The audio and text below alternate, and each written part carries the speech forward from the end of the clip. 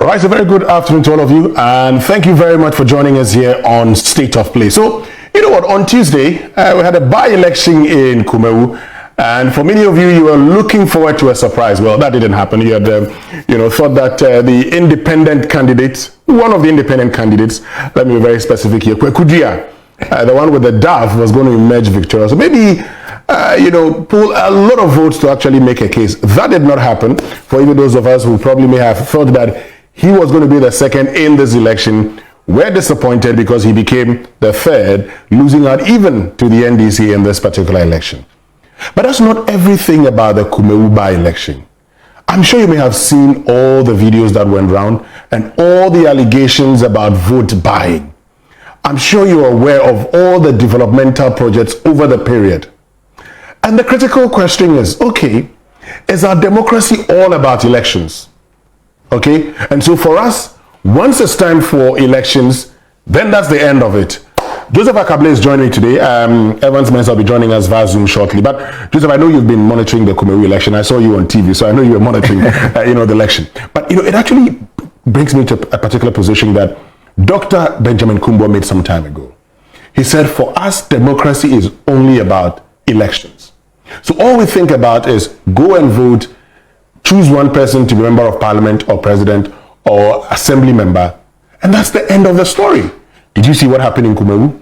Yes, I did. I mean, I think it's quite unfortunate that over the period we have turned our democracy to be all about elections, and it happens either ways. I mean, in terms of for the voters and those they are voting for, they consider that event to be the most important. And so if you pick the voters, it's the event that they get an opportunity to see development happen within a short period.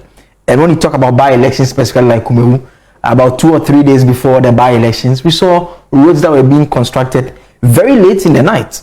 It's an opportunity for the voters to get gifts. They were receiving money and all other items from the politicians. Then when you talk about those who are also being voted for, it's the opportunity for them to also spend what they hope to recoup when they get power eventually.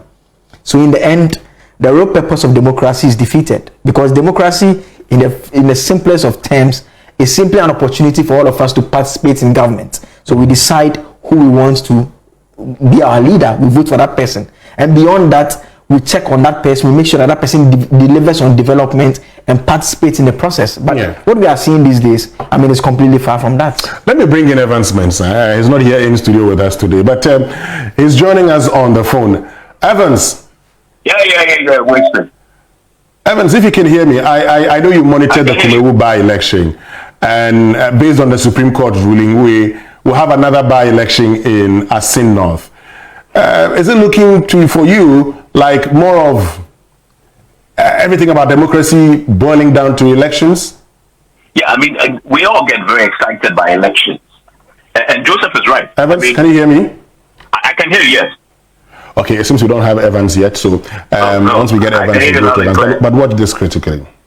Hello? Okay, so I think we have Evans now. Okay, so Evans, yes, if you can hear me, Evans, I was just asking you simply. I can. Whether you think our democracy has been reduced to an electoral democracy, one of elections, and that's the end of it. No, but that's what it is, Winston. We've all become very excited anytime. We can become very excited anytime we're going into an election. Evans, can you hear me? I can loud and clear. Winston? Evans? Hello, Winston? Yes, okay, I can hear you. I think we don't have... Hello? Yes, Evans, continue. Yeah, you can hear me, Winston? Yes, I can hear you now. Oh, fantastic. Blay is obviously the mischief king in the newsroom, so I'm happy that he gets to join us on State of Play. And the point he made, I completely agree. Because if you really look at it, Winston, we all get very excited when we are approaching elections. We always live for the elections. And I'm talking about, when I say we, I'm talking about citizens. And Blay is right. A democracy is about an opportunity for you to participate in the government of the day, in not only electing your government. That is just the beginning of the democratic contract between yourself and the people that you surrender your sovereignty to. The most important office, Winston, in a democracy. It is not the office of member of parliament. It is not the office of president. It is not the office of a minister. It is the office called citizen. When you walk into that office, that is the most powerful office in the democracy. That's the office of a citizen. However, we have somehow construed democracy to mean that office which is occupied by one man who we call the president, a member of parliament, a minister, a DCE, and in doing so, we have taken the office of the citizen out of the equation, which actually should be the most powerful office. And so once we go to vote, and we believe that we have set up these offices, we sort of then check out. So we are always very excited because we assume the creation of these offices at every election cycle is the end in itself, forgetting that is actually not the end at all. It is just the beginning of a process, right? So that is why you see that the elections themselves have become such that they are always acrimonious, there's high stakes involved, and people, like, look at the delegates. Let's break it down. Let's break this election whole conversation. Let's break this election conversation down to the parties. So the delegates take advantage of the election, as we know, to also now exert their influence and power. Yeah. And then you come to the national election. The communities, the chiefs, the people also use that opportunity of the election to also exact not accountability per se, but rewards from the politicians. And that is why Winston, going to any election, one of the phrases you will hear the most is no roads, no vote. Exactly. No water, no vote. No electricity, no vote. It's only one yeah, but Evans, the point is this: no water, no vote. But you see, these are things that were due you all this while. So why would you just sell it at that moment? And so it's like the citizens also enable these politicians to treat them that way. You know that development is supposed to get to your community. You don't have that development. All of a sudden, there is election. He shows up, begins constructing the roads, begins fixing street lights, which we all know after 6 months or a year will be non-functioning. Aren't we enabling these politicians to take us for granted? Of course. And that is the consequence of this problem that we are talking about, where the elections have become the end and not the means to an end. The politicians know that. So you go to Kumeru, before the elections, roads were being done. We've had plenty stories in this democratic experiment where approaching election, a few earth moving equipment and caterpillars and etc. And sand will be poured on the road, on a previously abandoned road, and they will every day some workers will attempt to do some work. Immediately the election is done, all the earth moving equipment and the sand sometimes are left in the middle of the road, and then nothing happens until we approach an election. That is why that happened. Yeah, but is that not why? Is that not why we should move away from this? Enabling these politicians. So when it's time for it, and I'll give you a typical example.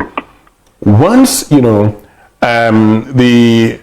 Asin North seat, once he was injuncted from acting as a member of parliament, immediately developmental projects started in that constituency because the government will know that there will be a by-election.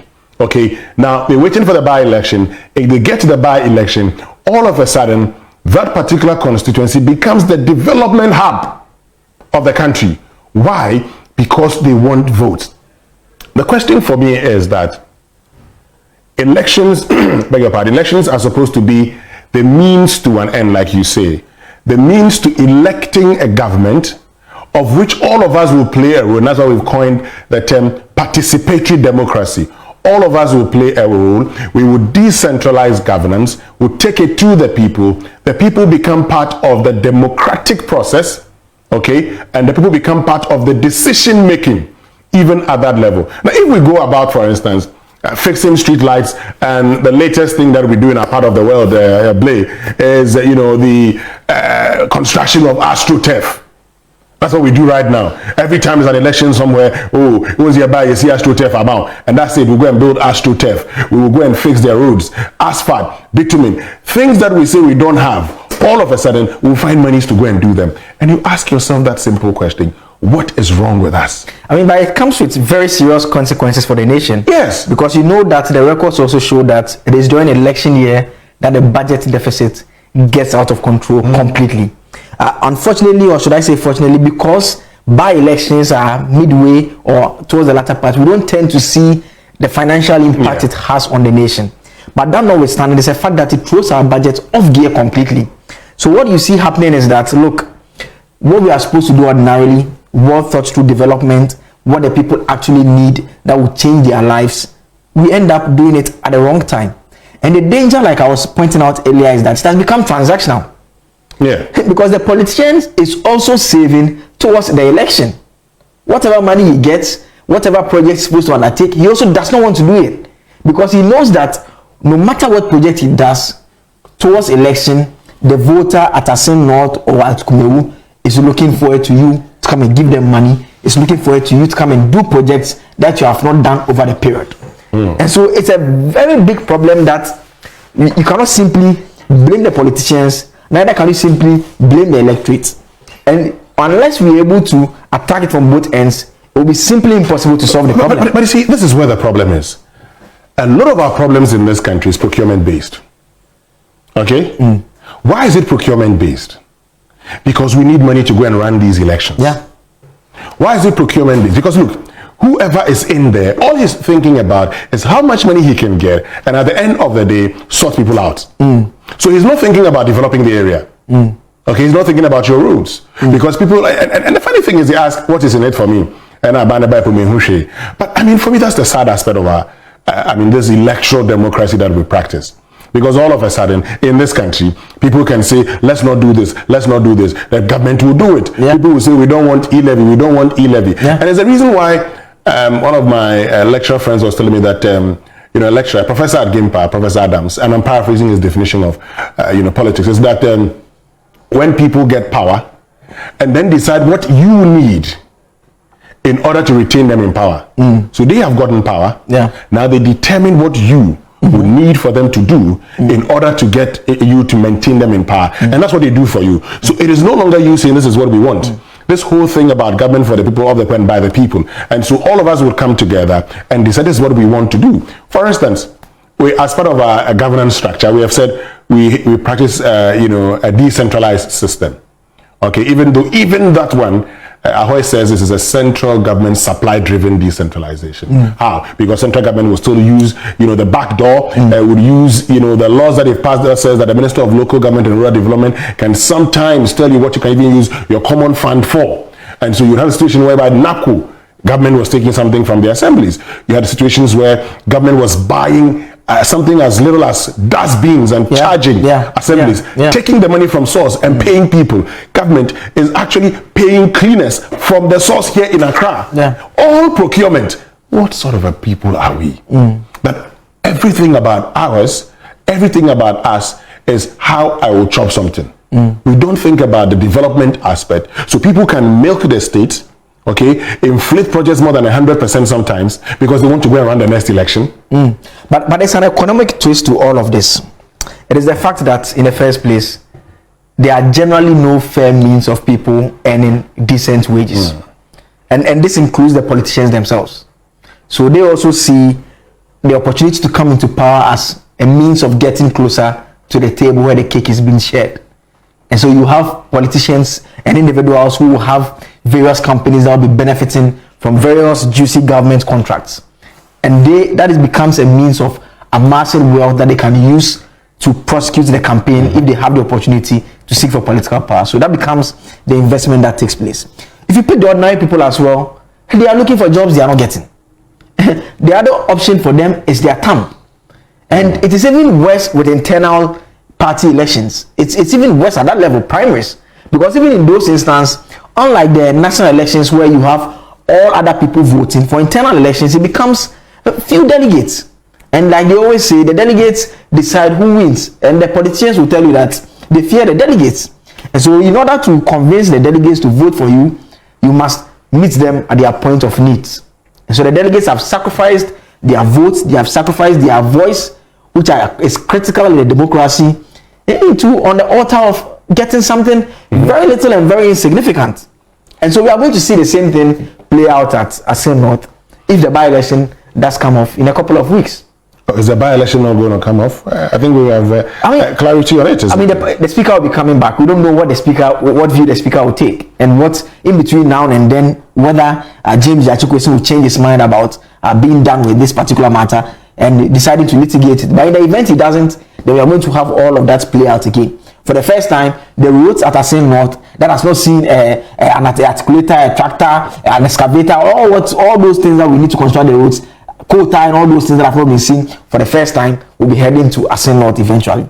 And late night, they'll be busily working on the roads to ensure that the NPP wins Asin North. And it will be worse at Asin North, especially because Asin North, unlike Kumewu, it's a bit of a swing of sorts. Yes, I mean the NPP won it in 2016, the NEC won it in 2012 and 2020. So yeah, you look at it, but some would argue that the wind of change. Yeah, so it's blew the NDC. So it's good meat for voters and those who they are voting for on that day. Good meat. It's an opportunity to know that, Charlie, over here, my vote is expensive.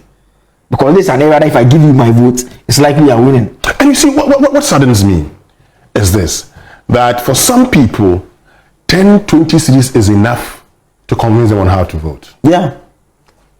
10, 20 cities. Every human being has his price. No, but you see, every human being has his price. Because the 10, 20 they are talking about, they are those who are higher up the chain, who are not getting the 10, 20. They are getting more. I'm sure there are those who are getting less than the 10, 20 as well. No, but so how do you live in a country that decides that until there are elections, and everything we do is geared towards, towards election? The president said he was thinking about the next generation and not the next election. But everything that has happened, even in a debt exchange, is the next election. Yeah, of course. Everything that has happened, even in the domestic debt exchange, is the next election. We're looking for space to conduct the next election. And post the next election, we'll find money to actually pay. Even with the proposed, what I call alternative debt exchange, for the pension bondholders. The whole plan is post 2024. Yeah. 2025. Everything about us is elections. And so in this country, we don't even go for a break. After the elections, right now we are still campaigning. I mean, look, some time ago, Britain was talking about the longest campaign, 78 days or so. Longest campaign. Yeah. That's their longest campaign. After that, they all would come together and think about the development of their nation. For us, after the next election, the person who loses starts criticizing the government, starts going around, and his party now starts the process of making sure that they come back into government. When he's trying to set up the government, he is thinking, who do I need? Who do I need? That's Once it's done, then it's done. So for instance, by 2025, whichever party would win, will think of setting up a government. Yeah. Okay. Because you're having a new person coming up from the NPP. Whatever happens, you have a new president. Sort of. Yes. We have a new president. Now that person is now supposed to form his government. Forms his government by end of June, July is okay. They start working by 2026. The opposition, whichever party lost, because today we have all made it that when you are in opposition, you do your presidential by-elections not later than 24 months to the election. Yeah. So then we'll start. Yeah. We'll start a campaign. In fact, they start from the branch level, the elections all the way up. And by the time you realize, they decide on who becomes the party's, national chairman, general secretary, then we start again. We're thinking of the flag bearer, and that's the end of it. Yeah. I mean, I don't understand. So you don't have the political parties actually deciding that, okay, maybe for this period, AYZ party, we want to talk about industrialization. We are making proposals. We are concerned about road construction. We developed some ideas about how we can find alternative financing for road projects. None of that. Let me bring Evans in again at this point, because Evans, the last time we were having a conversation. Now you went to Rwanda and you saw the Rwandan situation, where at the party congress, they were discussing policy, something that works. Meanwhile, in Ghana, at our party congress, all we talk about is choboy, choboy, choboy, choboy, choboy. We bring the leadership of parliament to just come and talk, over the period we have done this. Then the party secretary will come and tell you the status of the party. The chairman will speak. Then the next moment is, amendment, amendment, amendment, amendment. We are finished. If it's time for elections, straight into elections. So what's really wrong with us? What is it about our democracy? Yes, we've agreed that there's election. But can't we even pretend sometimes to be focusing on development, Evans? Yeah, I mean, look, you mentioned the Rwandan case. Wait a second, can you hear me? Yes, I can hear you. Yeah, I mean, and listen, it's about leadership.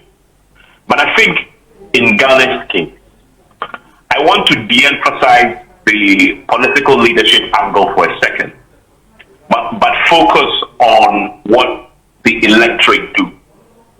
And if we flip it, maybe we can compel the politicians, because that's what the politicians, they'll always seek their interests. It's about what works for them and how they win the power. If they can play all of us, they will. But that is why I'm looking forward to the Asen North. Kumewu was a done deal. In fact, it wasn't about whether MP was going to win or lose. It was about whether NDC could close the gap. But you saw the overwhelming victory there. Yeah. But if you look at Kumewu, if you go back to 1996, NDC has only won that seat 3 times. Okay, let's add 1992, so that's 4 times, right? MPP has won it also 4 times, right? So if you put it together, that appears to be a place that can swing. So you're asking yourself, if the government, from everything else I've heard you say, it's true that the government has begun paying attention and bringing development to the place. You know, the thing with swing constituencies is that they really do not care about, pre-election cookies that you throw at them. They will vote based on their convictions. So, and again, the other element that will be interesting is whether James Achikwesi himself will contest. So that will tell us a lot. Whether or not this conversation we are having will hold sway, or whether people will see through this tension on the part of politicians to take advantage of the elections to throw in a few goodies so they can get the electorate to vote for them. But we need to, as we wrap up, we definitely need to begin the process of changing this cycle where our democracy has become all about elections, because it is a reason why Ghana is underdeveloping. Thank you very much, Evans. But you see, and he makes that point. Because of what we have reduced our democracy to, everybody looks for money at the expense of the state. So you have individuals with millions of Ghana cedis, monies that they cannot even account for sometimes, all in the name of winning the next election and continuing to remain in power.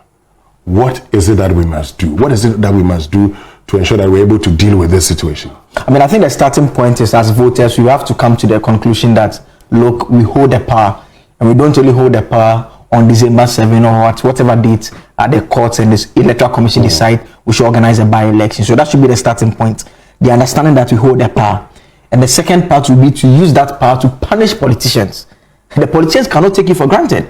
And it's very disappointing when I heard electorate make the point that all of a sudden there's a by-election, they're coming to fix the road. But yet they went and voted for the party. Yes, and you could hear some of them actually make the point that, I saw that comment. Yes. Yeah, the gentleman was asked whether he's not worried about the fact that development is taking place and there's an election, someone has died and it's a by-election, and you are all of a sudden bringing development. He said, even when your relative dies and you are coming to organize a funeral, you clean and make the household look good. This is not a household looking good for funeral. Yeah. This is a project that after the election, in fact, I think the next step we need to pay attention to is the road construction that started prior to the by-election. I'm sure they have all halted now. Of course, they are halted. I mean, and it's something I've seen with the elections. I mean, when I was in Ho in 1996, road construction started. After elections, they were halted. Yeah. In 2000, it was the same thing. And we wait. And you see, you can understand why we always have a problem. We wait because we will keep money, start projects gradually. Election time, we go back, and that's the end of it. Where I live, for instance, around election 2020, they said they're going to construct the road. The drainage, they're doing the drainage system. They graded the whole road, so they're going to start it. That was in November. So they go and check the road. Yeah, I mean, they stopped. Oh, they stopped right once the voting, right, the elections was over, done, they stopped. And today, if you complain, the MC would have problems with you. Yeah. I mean, she thinks that, don't you appreciate what she's doing for you? What exactly is she doing? No, because she feels entitled, See, when you have today, and that's the reality, that's the sad aspect, when you have assembly members going in to approve an MC, who sometimes would have to pay. Yeah. They pay. Yes. So when they pay and get, some of them go to borrow. I know somebody who sold his vehicle. Who sold his vehicle and goes there, and now you're expecting him to deliver, and he says he's not going to deliver. Yeah, but if you use your hard-earned money to buy a position, you are the owner of it now. So that is how come they become very arrogant, and when the ordinary voters are making demands, they don't mind them. Well, I'm told that our time is up. We have to go, but if there's the kind of democracy we are practicing, I'm not sure we're practicing a democracy. It's a big problem. We have to move beyond elections. We have to. Thank you, Joseph, for joining us. This is State of Play. Enjoy your day. Catch you next week.